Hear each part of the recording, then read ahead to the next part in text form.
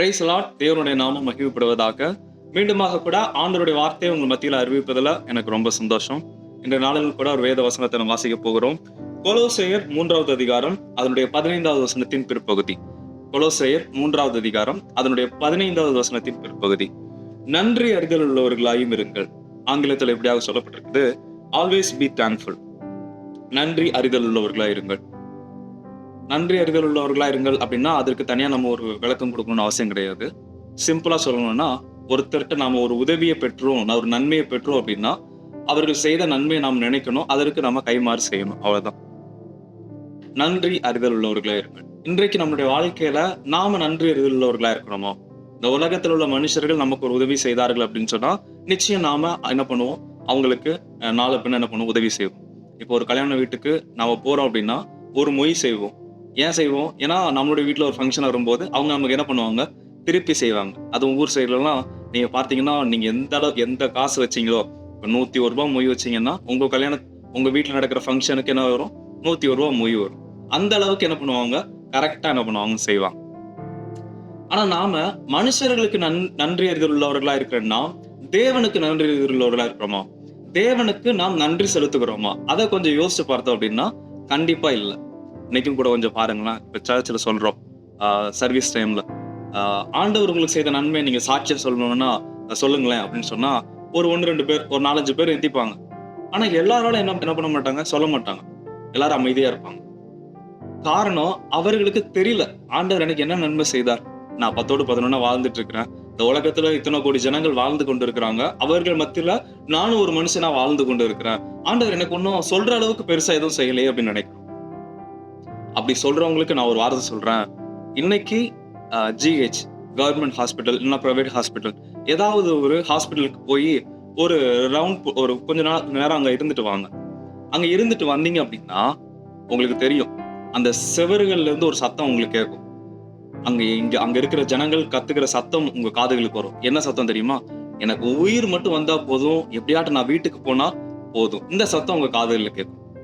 அப்ப யோசிச்சு பார்த்தோம்னா, தேவன் நம்முடைய வாழ்க்கையில அந்த அளவு நன்மைகளை செய்திருக்கிறார். நம்முடைய சரீரத்தை நமக்கு கொடுத்திருக்கிறார். ஒரு அழகான சரீரத்தை கொடுத்திருக்கிறார். இயங்குகிற உறுப்புகளை கொடுத்திருக்கிறார்.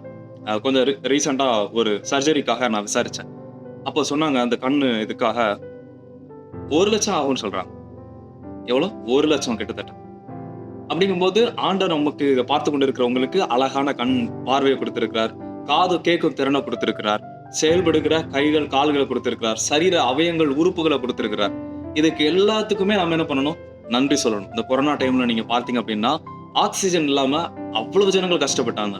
நார்மலா கிடைக்க வேண்டிய ஆக்சிஜன் ரேட்டு அந்த டைம்ல எத்தனையோ மடங்கு அதிகரிச்சு என்ன பண்ணாங்களாம், கொடுத்தாங்களாம். அப்போ ஆக்சிஜன் சுவாசிக்கிறதுக்கு சுவாச காற்று நமக்கு கொடுத்திருக்கிறார். நம்ம நன்றி சொல்லணும்னா அவ்வளவு விஷயத்துக்கு நம்ம என்ன பண்ணலாம், நன்றி சொல்லலாம். எல்லாவற்றுக்கும் மேலாக ஆண்டவர் நமக்கு ஜீவனை கொடுத்திருக்கிறார். அதற்கு நாம் நன்றி சொல்லலாம். ஆனா நாம என்ன நினைக்கிறோம் அப்படின்னா, ஆண்டவர் எனக்கு சொல்ற மாதிரி என்னோட வாழ்க்கையில நன்மை செய்யல, இந்த காரியத்தை செய்யல, நான் எதிர்பார்த்ததை ஆண்டவர் செய்யல அப்படின்னு சொல்லி நாம என்ன பண்றோம், ஆண்டவரை குறை சொல்லுகிறவர்களா இருக்கிறோம். ஆண்டவர் நம்மிடத்தில் எதிர்பார்க்கிறது அவருக்கு நன்றி அறிதல் உள்ளவர்களா இருக்கும். Always be thankful to God. இயேசு கிறிஸ்து 10 குஷ்டரோகிகளை சுஸ்தமாக்குறார். அதுல ஒருத்தர் மாத்திரம் வந்து என்ன பண்றார், நன்றி சொல்றார். அப்ப ஆண்டவர் அவரை பார்த்து கேட்கறது, நீ மட்டும் நன்றி சொல்ற, அந்த மீதி இருக்கிற 9 பேர் எங்க? இன்றைக்கு ஆண்டவர் நம்மிடத்துல, அதாவது பார்த்து கொண்டு இருக்கிற உங்களிடத்துல எதிர்பார்க்கிறது, எப்பொழுதும் நீங்கள் அவருக்கு நன்றி உள்ளவர்களா இருக்கும். மனிதர்கள் செய்த உதவிக்கு நாம் நிச்சயம் கைமாறு செய்வோம். செஞ்சாதான் ஒரு நல்ல மனுஷன், அப்படிதானே? அதே போல ஆனா ஆண்டவருடைய காரியத்துல மட்டும் நாம ஈஸியா விட்டுருவோம். ஆண்டவருக்கு எதுக்கு செய்யணும், அவர் கேட்க மாட்டார் அப்படின்னு. இல்லவே இல்லை. ஆண்டவர் நம்மிடத்துல எதிர்பார்க்கிறது நன்றி அறிதல் உள்ளவர்களா இருக்கணும். இன்றைக்கு கூட உங்களுடைய ஜெபங்கள்ல நீங்க இப்படிப்பட்ட ஒரு ஜெபத்தை நீங்க ஆட் பண்ணுங்க. ஆண்டவரே, நீர் எனக்கு நல்ல சரீர சுகத்தை கொடுத்திருக்கிறீர், என்னுடைய செயல்படுகிற நல்ல அவயங்களை கொடுத்திருக்கிறீர், எத்தனையோ நன்மைகளுடைய வாழ்க்கையில செய்திருக்கிறீர் அப்படின்னு சொல்லி இன்றைக்கு நீங்க ஆண்டவர்கிட்ட ஒரு நன்றி செலுத்தி ஒரு சின்ன பிரேயர் பண்ணுங்க.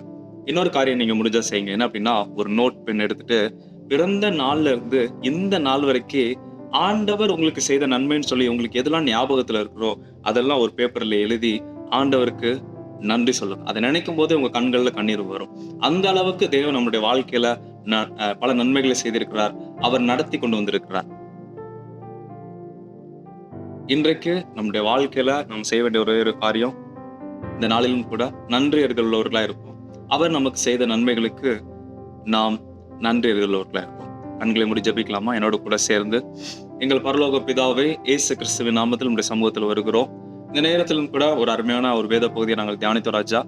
நன்றி அறிதல் உள்ளவர்களா இருங்கள் என்று சொல்லி, ஆண்டவரே எங்களுடைய வாழ்க்கையில நன்றி அறிதல் உள்ளவர்களா இருக்க, ஆண்டவரே ஆண்டவர் எனக்கு என்ன செய்தார் அப்படின்னு சொல்லி எங்க வாயினால முறுமுறுக்காம இருக்க ஆண்டவரே எங்களுக்கு உதவி செய்வீராக. இதை பார்த்து கொண்டிருக்கிறவர்களுக்காக நான் ஜெபிக்கிறேன். அவர்களும் தங்களுடைய வாழ்க்கையில ஆண்டவரே நீர் செய்த நன்மைகளை நினைக்க, ஆண்டவரே உணர்ந்து கொள்ள, ஆண்டவரே நீர் கொடுத்த ஒவ்வொரு காரியத்தின் அருமையை உணர்ந்து கொள்ள உதவி செய்கிறாங்க. இந்த நாளும் எங்களுக்கு ஆசீர்வாதமாக இருக்கட்டும். செய்கிற வேலைகள், பணிகள் எல்லாவற்றையும் உடைய கருத்துல தருகிறோம். நீர் பொறுப்படுத்திக் கொள்வீராக. இயேசு கிறிஸ்துவின் மூலம் ஜெபிக்கிறோம் எங்கள் நல்ல தகப்பனே. ஆமென், ஆமென். Thank you. God bless you. Have a nice day.